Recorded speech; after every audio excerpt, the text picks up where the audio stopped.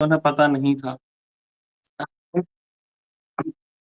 परीक्षित महाराज को पता था, है ना, कि एक मरणासन व्यक्ति का कर्तव्य क्या होता है या किसी भी परिस्थिति में व्यक्ति का कर्तव्य क्या होता है। लेकिन एक भक्त का ये स्वभाव होता है कि वो अपने आप को हमेशा सत्य नहीं मानता है, अपने आप की जो बातें हैं, उसे हमेशा सही नहीं मानता। वो सोचता है कि मुझे तो पता ही है इसके बारे में, लेकिन यदि और कोई सीनियर पर्सन हो, है ना, वो इस पर और अप्रूवल दे दें तो ये बात और मतलब 100% तो कन्फर्म है, लेकिन और 200% कन्फर्म हो जाएगी। तो इस यही आचरण हमको भी रखना चाहिए कि हमारे कभी मन में कुछ विचार आते हैं या कुछ भी हमारे मन में होता है, तो वो हमें किसी सीनियर से अप्रूवल उसका ज़रूर लेना चाहिए। तो वो और बात जो है वो और ही कन्फर्म हो जाती है या हम में कुछ त्रुटि होगी तो सीनियर्स रहते हैं उसे करेक्ट भी कर सकते हैं। तो यही जो आचरण है वो यहाँ पर परीक्षित महाराज भी दिखाते हैं। अब जो सभी साधुगण थे उनमें थोड़ा-सा डिस्कशन चल रहा था। सभी बैठे हुए थे, ग्रुप डिस्कशन चल रहा था कि अब परीक्षित महाराज को हम किस शास्त्र के बारे में बताएँ, किस पुराण के बारे में बताएँ। क्योंकि अभी तक तो भागवतम का प्राकट्य हुआ नहीं है, तो सभी सोच रहे हैं कि ऐसा क्या बताएँ जिससे परीक्षित महाराज संतुष्ट हों, समस्त विश्व का कल्याण हो। तो अलग-अलग साधु थे, अलग-अलग मुनि थे, वो इस प्रकार विचार-विमर्श कर रहे थे कि कहीं ये वाला शास्त्र बताना चाहिए, वो वाला बताना चाहिए। परीक्षित महाराज इससे संतुष्ट हो जाएँगे या नहीं? तो इस तरह की जो है चर्चा कर रहे थे। तो इसको प्रभुपाद लिखते हैं अपने तात्पर्य में कि जिस प्रकार से अलग-अलग तरह के डॉक्टर होते हैं, उनकी मेडिसिन जो है वो भी अलग-अलग तरह की होती हैं। इसलिए सभी जो वहाँ पर उपस्थित मुनिगण थे, है ना? वो अलग-अलग तरह से विचार कर रहे थे कि क्या बात जो है वो यहाँ पर परीक्षित महाराज को बतानी चाहिए। और तभी जो है श्रील सुखदेव गोस्वामी वहाँ पर प्रकट हो जाते हैं। तो यहाँ पर सुखदेव गोस्वामी का किस प्रकार का उनका वेशभूषा था और कैसा उनका आचरण था, वो यहाँ पर बताया गया है। तो यहाँ पर दिया कि जब उसी समय शिला व्यासदेव के शक्ति संपन्न पुत्र वहाँ पर प्रकट हुए। अब श्लोका में हम देखेंगे तो श्लोका में जो बताया गया है वो है तत्र आवत भगवान व्यासपुत्रो। तो यहाँ पर श्रील सुखदेव गोस्वामी जो है उन्हें बोला गया कि भगवान तत्र आवत भगवान व्यासपुत्रः। तो यही जो है हम आचार्यों के द्वारा जो टीका पढ़ते हैं तो उससे हमें बहुत ही हेल्प मिलती है। अदरवाइज़ कोई यहाँ पर नॉर्मल भी व्याख्या कर सकता है तो वो कहेगा कि यहाँ पर सुखदेव गोस्वामी जो है उनके लिए भगवान वर्ड यूज़ किया गया है, मतलब कि सुखदेव गोस्वामी भगवान हैं। लेकिन प्रभुपाद का आप देखेंगे कि उन्होंने जो अपना श्लोका का ट्रांसलेशन लिखा, उसमें कहीं भी उन्होंने भगवान वर्ड यूज़ नहीं किया। अब कोई ये भी बोल सकता है कि यहाँ पर जो व्याख्या है प्रभुपाद ने वो गलत लिखी है। तो यहाँ पर व्याख्या गलत नहीं है, प्रभुपाद ने जो रिलेवेंस के अकॉर्डिंग रहता है ना, उसके अकॉर्डिंग प्रभुपाद ने ट्रांसलेशन की थी। तो इसलिए उन्होंने लिखा कि शीला व्यासदेव के शक्ति संपन्न पुत्र प्रकट हुए। क्योंकि शास्त्रों में हम ऐसा ही देखते हैं, अलग-अलग रेफरेंस में जो है वर्ड्स का मीनिंग अलग-अलग हो जाता है। तो इसको जैसे परपट में भी प्रभुपाद बताते हैं कि भगवान शब्द कभी-कभी श्रील सुखदेव गोस्वामी जैसे परमेश्वर के महान भक्तों के लिए प्रयुक्त होता है। ऐसे मुक्त जीव इस भौतिक जगत के कार्य व्यापार में उदासीन रहते हैं क्योंकि वे भक्तिमय सेवा की महान उपलब्धियों से ही आत्मतुष्ट रहते हैं। तो ऐसे भक्तों के लिए भी जो है कभी-कभी भगवान शब्द यूज़ किया जा सकता है। फिर ट्रांसलेशन में हम जो देख रहे हैं वो बताया गया कि सुखदेव गोस्वामी जो है वो शक्ति संपन्न है। तो शक्ति संपन्न ऐसा नहीं कि बहुत पावरफुल है, सुखदेव गोस्वामी जिम जाते हैं, बहुत अच्छी उन्होंने बॉडी बना कर रखी है, ऐसी शक्ति नहीं है यहाँ पर। ना यहाँ पर शक्ति से मीनिंग है कि भगवान की जो शक्ति होती है, उससे वो आवेशित हैं। जैसे कि हम देखते हैं कि भगवान जो है वो प्रत्येक के हृदय में विराजमान है, लेकिन जो भगवान के भक्त होते हैं, उनमें तो विशेष रूप से भगवान रहते ही हैं। जैसे कि 9th कैंटो में जब अम्बरीश महाराज के कथा का वर्णन आता है, तब भी भगवान कहते हैं कि साधु नाम हृदयम मां, कि मैं जो हूँ हमेशा साधुओं के हृदय में निवास करता हूँ। फिर नरोत्तम दास ठाकुर का भजन भी आता है जो, तो उसमें वो कहते हैं कि तुम्हारे हृदय सदा गोविंद विश्राम। तो एक वैष्णव के लिए बताया गया कि उनके हृदय में जो है हमेशा भगवान गोविंद का विश्राम होता है। तो जब हृदय में भगवान उपस्थित होते हैं ना, तो भगवान की जो शक्ति है उससे जो भक्त रहता है वो हमेशा संपन्न रहता है। वो कुछ भी कथा करता है, कुछ भी भक्ति के कार्य करता है तो भगवान हमेशा उसे प्रेरणा देते हैं और उनकी हेल्प भी करते हैं। तो इसी प्रकार जो यहाँ पर सुखदेव गोस्वामी का हम देख रहे हैं कि वह शक्ति संपन्न थे यहाँ। और फिर बताया गया कि कोई भी उनमें वर्णाश्रम धर्म के वर्णाश्रम धर्म का कोई भी लक्षण जो है ना प्रकट नहीं होता था। अब सोचेंगे कि ये कैसा है कि वर्णाश्रम धर्म तो सभी पालन कर रहे थे, लेकिन सुखदेव गोस्वामी में कोई भी लक्षण प्रकट नहीं हो रहा। तो यहाँ सुखदेव गोस्वामी के जैसा आचरण था, वहाँ हम देखकर बोल ही नहीं सकते ना कि सुखदेव गोस्वामी ब्रह्मचारी हैं या सन्यासी हैं, वानप्रस्थ हैं या गृहस्थ हैं, है ना? तो हम देखेंगे हर एक जो आश्रम होता है, उसके कुछ ना कुछ ऐसे लक्षण होते हैं, कुछ ना कुछ सिंबल रहते हैं।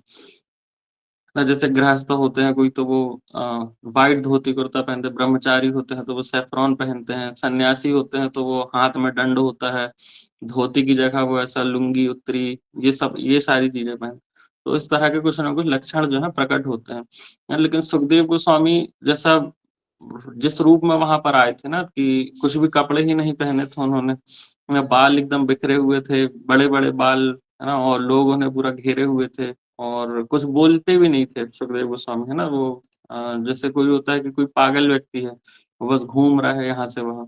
तो इस तरह का जो आचरण है वो जैसे कि अवधूत वेश जो कहा जाता है ना कि वो एकदम पागलों की तरह यहाँ से वहाँ रहते थे कि जैसे कोई व्यक्ति नशे में हो, है ना? तो वैसा आचरण जो है वो सुखदेव गोस्वामी लेकर चलते थे। तो इसलिए कहा गया कि कोई भी वर्णाश्रम धर्म के लक्षण जो है वो वहाँ पर प्रकट नहीं होते हैं।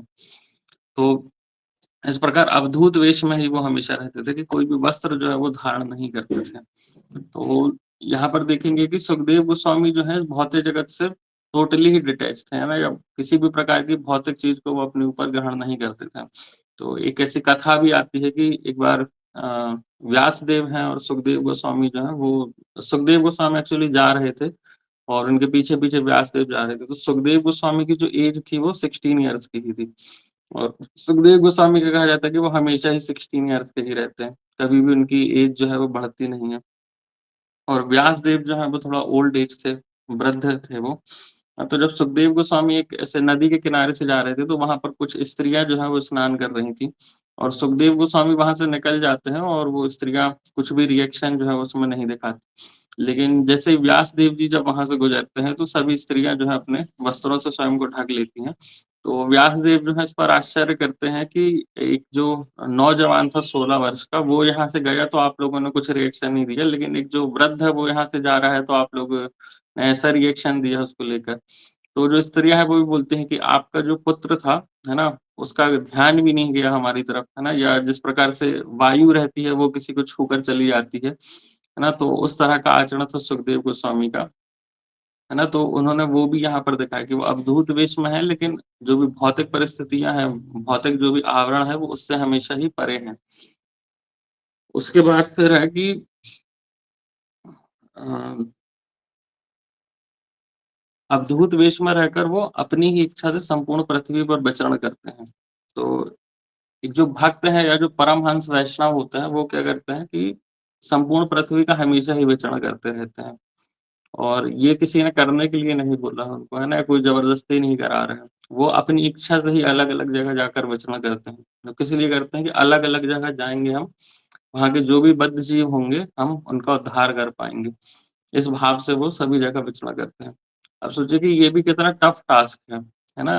कि हमें पता भी नहीं है कि कार्य क्या है, हमें पता भी नहीं है कि मतलब जैसे सुखदेव गोस्वामी उनको पता भी नहीं था कि यहाँ जाकर मुझे भागवतम की कथा करना है।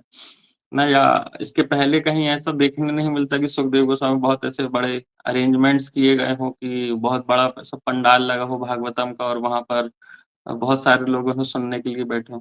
तो ऐसा कुछ पता भी नहीं होता है। हाँ, उसके बाद भी लेकिन अलग-अलग जगह जाकर संपूर्ण पृथ्वी पर विचरण करते हैं। अब जस्ट मतलब हम अपने को इमेजिन करें कि यदि हमें कुछ बहुत ही स्पेसिफिक कार्य नहीं होगा, है ना? तो हम तो अपने रूम से उठकर दूसरे रूम में भी नहीं जाएँगे, है ना? लेकिन यहाँ पर देखिए कि एक जो परमहंस होते हैं, उनका ये आचरण होता है कि वो संपूर्ण पृथ्वी पर विचरण करते हैं। ना केवल यहाँ एक छोटी-सी जगह की बात नहीं हो रही, एक सिटी की भी स्पेसिफिक बात नहीं हो रही, एक कंट्री भी नहीं, पूरे ऑल ओवर वर्ल्ड में वो विचरण करते रहते हैं। और उद्देश्य केवल यही है कि मैं अधिक से अधिक जीवों का उद्धार कर सकूँ। तो ऐसा जो है एक भक्त का स्वभाव होता है। फिर और जो लक्षण बताए गए हैं यहाँ पर सुखदेव गोस्वामी के वो क्या है कि वो उद संपूर्ण पृथ्वी पर विचरण करते थे उदासीन और आत्मतुष्ट होकर। तो उदासीन से भी मतलब यहाँ पर ये है कि भौतिक चीज़ों के प्रति तो वो उदासीन थे ही, है ना? वो समस्त प्रकार की वस्तुओं से भी उदासीन थे और समस्त व्यक्तियों से भी उदासीन थे। है ना? व्यक्तियों से भी उदासीन मतलब ये कि स्वयं जैसे ही उनका जन्म भी हुआ था, तो वो अपने जो माता-पिता थे, उनको भी छोड़कर वो चले गए थे तुरंत ही। है ना? तो कभी-कभी हम देखते हैं कि लोगों में कभी किसी वस्तु के प्रति बहुत अटैचमेंट होता है या वस्तुओं के प्रति नहीं होता है, तो व्यक्तियों के प्रति अटैचमेंट होता है। वो चाहे किसी भी तरह का रिलेशनशिप हो सकता है, लेकिन कहीं न कहीं ऐसे अटैचमेंट जो हैं, वो हमें देखने मिलते हैं।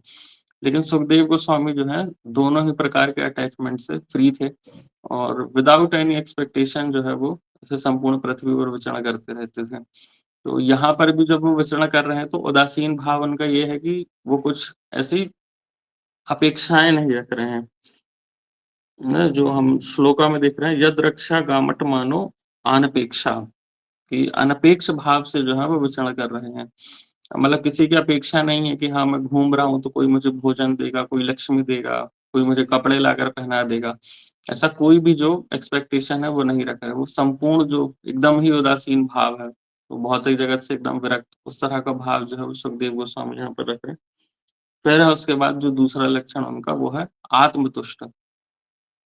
तो आत्मतुष्ट हैं, ये भी कहा जाता है कि सुखदेव गोस्वामी जो है वो पहले ब्रह्मवादी थे। उसके बाद जो है जब भागवतम के कुछ श्लोका सुने, भगवान कृष्ण की कथाएँ सुनी उन्होंने, उसके बाद फिर जो व्यासदेव हैं उनसे उन्होंने पूरी भागवतम सीखी और फिर जाकर वो भगवान कृष्ण के भक्त बने। तो अब आत्मतुष्ट कोई यह भी बोल सकता है कि वो आप स्वयं की आत्मा में ही तुष्ट थे और किसी भी चीज़ की ज़रूरत नहीं थी। है ना? लेकिन जब हम प्रभुपाद का जो तात्पर्य देखते हैं उसमें उन्होंने लिखा कि ऐसे मुक्त जीव इस भौतिक जगत के कार्य व्यापार में उदासीन रहते हैं क्योंकि वे भक्तिमय सेवा की महान उपलब्धियों से ही आत्मतुष्ट रहते हैं।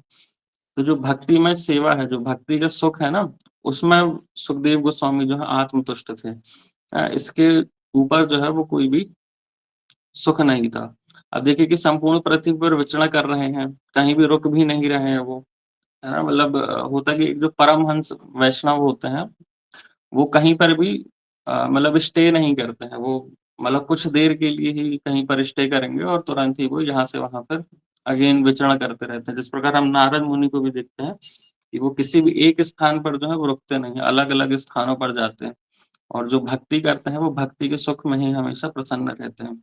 तो वही आचरण जो है यहाँ पर सुखदेव गोस्वामी भी प्रकट कर रहे हैं। अब देखिए कि कहीं पर भी वो रुकते नहीं हैं, लेकिन यहाँ पर वो 7 दिनों और 7 रातों के लिए रुक गए। क्यों? क्योंकि यहाँ पर भागवतम की चर्चा हो रही है। तो जहाँ ऐसी भागवत कथाएँ हो रही हैं, वहाँ पर वो ऐसे लक्षणों के विपरीत भी जा सकते हैं। तो आप सोचिए कि सुखदेव गोस्वामी अकेले हैं, किसी प्रकार किसी से कोई प्रश्न नहीं करते, किसी को कुछ आंसर नहीं देते। अब जैसे हम होते ना कि थोड़ा सा मान लीजिए आज मेरी माला बहुत अच्छी हो गई, तो उस दिन मुझे वो फ़ील आएगा कि नहीं, माला में कितना सुख है, हरिनाम में कितना सुख है। मैं आज का जो पूरा दिन है वो माला ही करता रहूँगा, मुझे बहुत आनंद प्राप्त हो रहा है।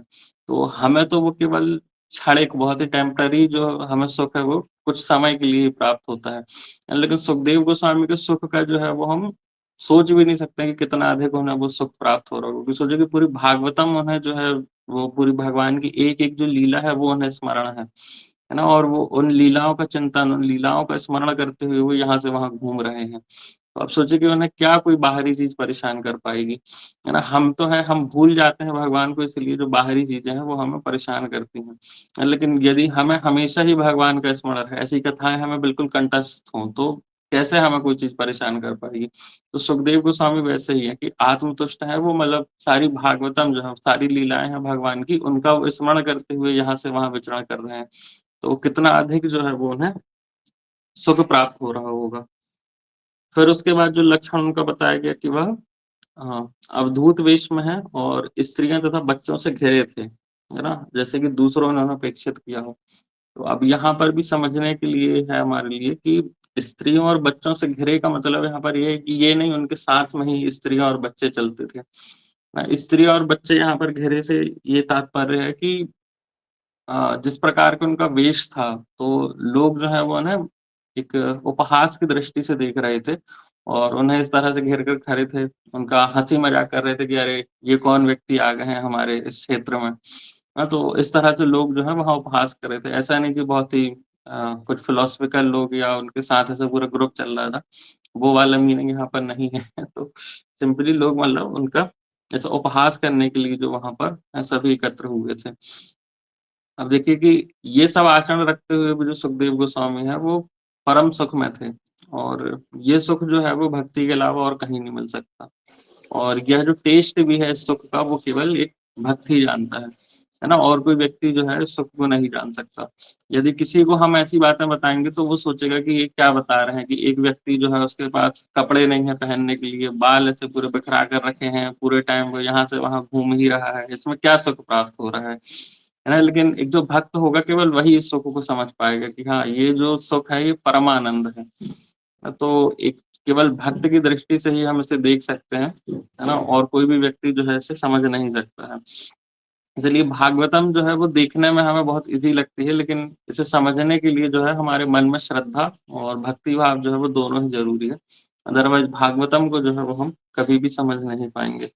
अब इसके बाद जो है और भी सुखदेव गोस्वामी के शारीरिक लक्षण और उनके अलग-अलग तरह के जो आचरण हैं, वो आगे के श्लोकों में बताया गया है। तो जिसे हम आगे कवर करेंगे।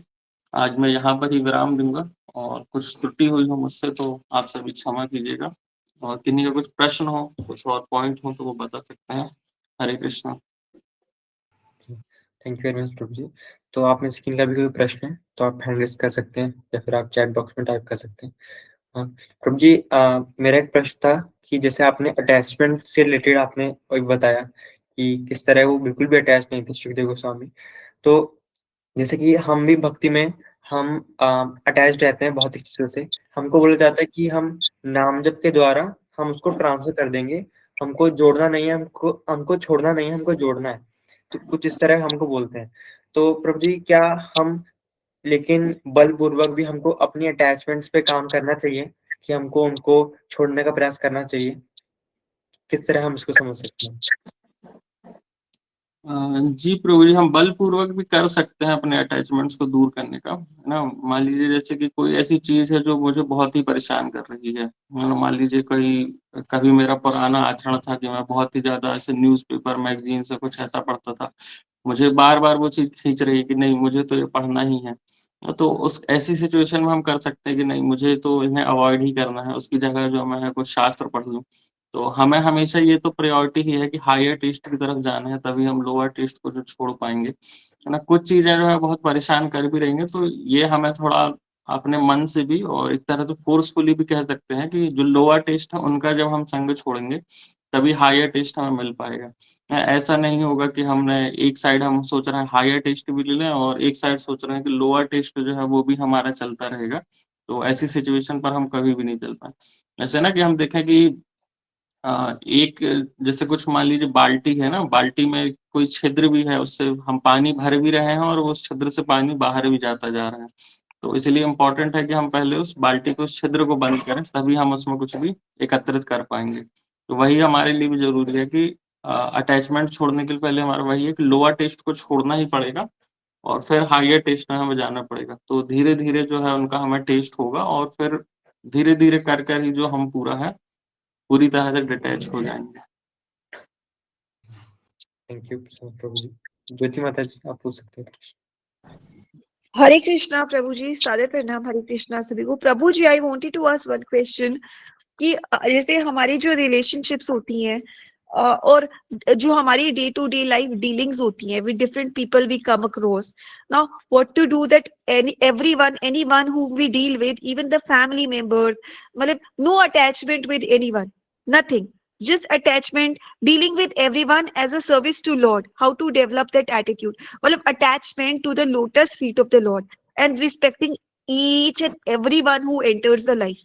Some people may enter with malintentions in your life, outsiders, it could be anyone. Some people may enter in your life as critics, some may come as appreciators, taking everything equal, gift of God, and dealing, blessing everyone who comes across your way, just keeping a good heart for everyone, no grudges, no complaints, nothing from anyone, just अपनी तरफ से giving a good behavior, किसी की behavior बुरी लगी, ignore it, just bless everyone. How to develop? Doing it for Lord who dwells in all. जी माता जी। तो हमें देखिए कि अपना भाव ये रखना चाहिए कि हमारे चाहे वो परिवार के लोग हैं, आस-पास जो भी लोग हैं, है ना? उनके प्रति भी हमारा कोई रिलेशन है तो हम एक तरह से भगवान की सेवा समझकर उन्हें कर सकते हैं। मान लीजिए कि हमारा परिवार ही है तो वो हमें मिला है भगवान की कृपा से। आज मान लीजिए कि हमारा परिवार नहीं होता, हमारे पास घर नहीं होता, कुछ भी फैसिलिटीज़ नहीं होती, तो देखिए कि भौतिक जगत में ऑलरेडी ही इतने सारे संकट हैं, है ना? और सोचिए कि हमारे पास घर भी नहीं होता तो हम कहाँ बैठकर चैंटिंग करते, कहाँ बैठकर हम ये क्लास अटेंड कर रहे होते। तो डिटैचमेंट यहाँ ये नहीं है कि नहीं हमने सुखदेव गोस्वामी क्योंकि वो परमहंस वैष्णव है ना, तो वो इस तरह का आचरण कर सकते हैं कि उन्होंने अपने घर को ही छोड़ दिया। लेकिन हमें जो है वो अभी ऐसा आचरण नहीं दिखाना चाहिए।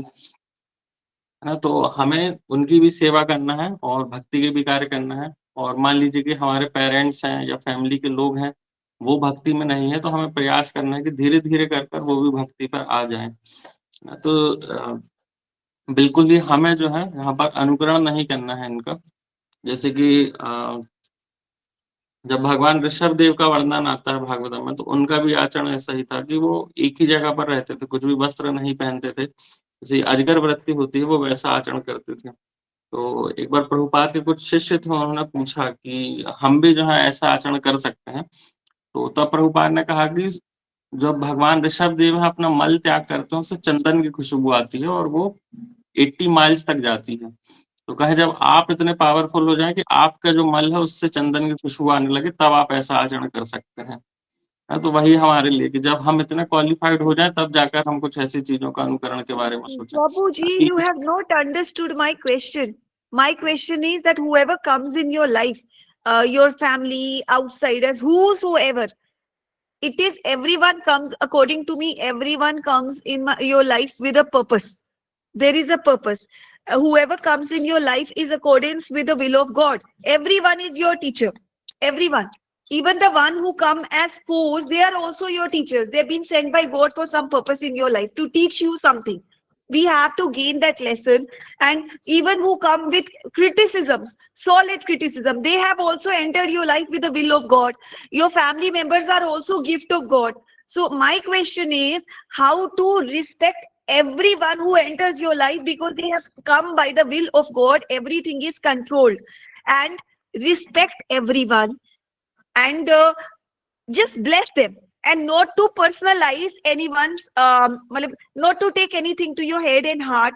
Just bless them, and from your side, uh, keep yourself righteous in the eyes of Almighty, in your eyes, and bless them, and just move on. No attachment with anyone, no hatred for anyone, no bitterness for anyone. Just whatever in your day-to-day dealings with anyone and everyone, doing it as service to Lord. That is what I'm asking.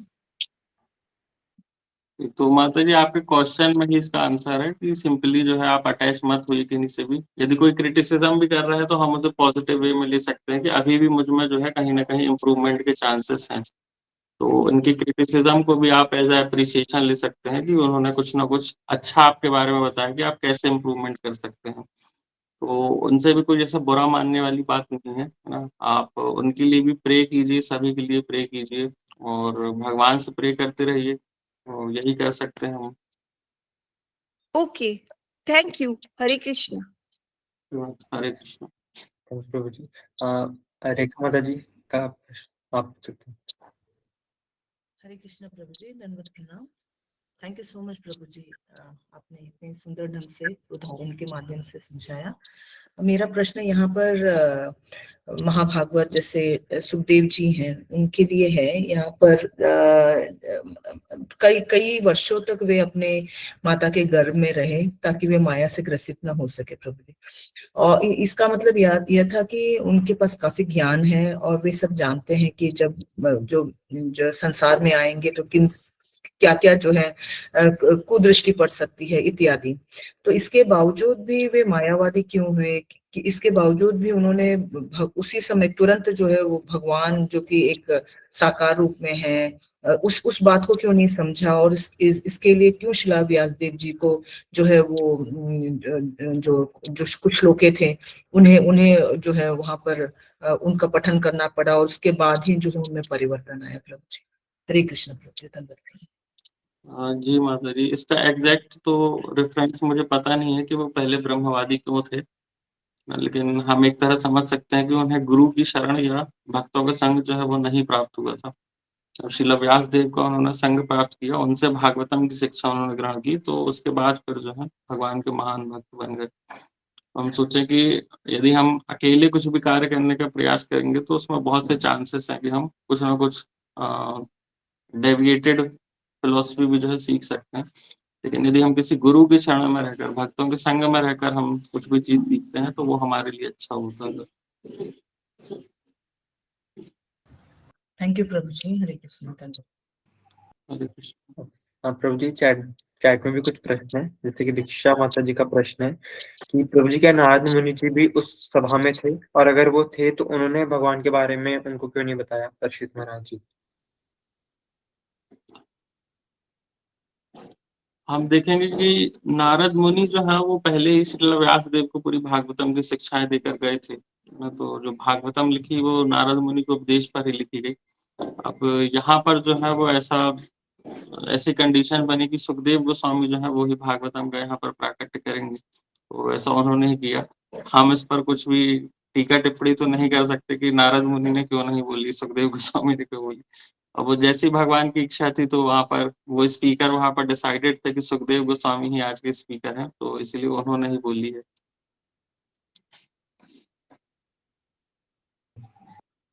प्रभु जी, एक और प्रश्न है विक्रम जी का। वो पूछ रहे हैं कि कथा सुनते समय चैंटिंग करने की इच्छा होती है, तो कथा सुने या फिर चैंटिंग करें? एक समय पर हमें एक ही कार्य करना चाहिए। हम मल्टीटास्किंग बनेंगे तो ना ही हमारी फिर चैंटिंग हो पाएगी और ना ही श्रवण हो पाएगी। तो चैंटिंग के टाइम पर चैंटिंग करें, कथा के टाइम पर कथा सुने, तो वो हमारे लिए अच्छा रहता है। जी ज्योति माता जी। Hare Krishna Prabhuji, one problem I'm facing, usually I attend the lecture full, पर कई बार मैं आधा अटेंड करके बीच में सो जाती हूँ, मेरी झपकी लग जाती है, and at the end my eyes open, तो फिर how to deal with this problem?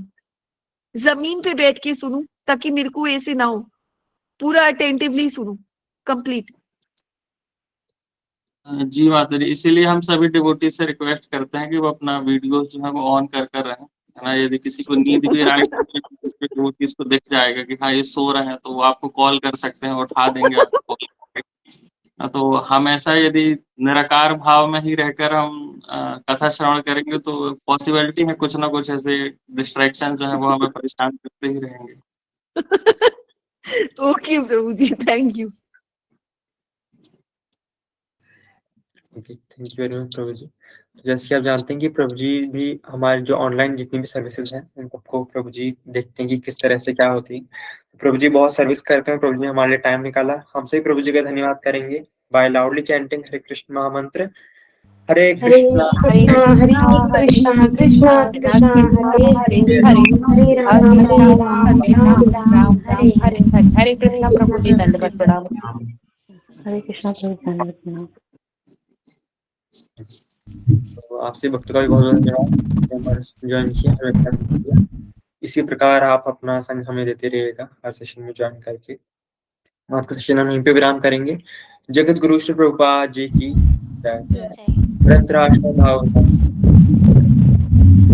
और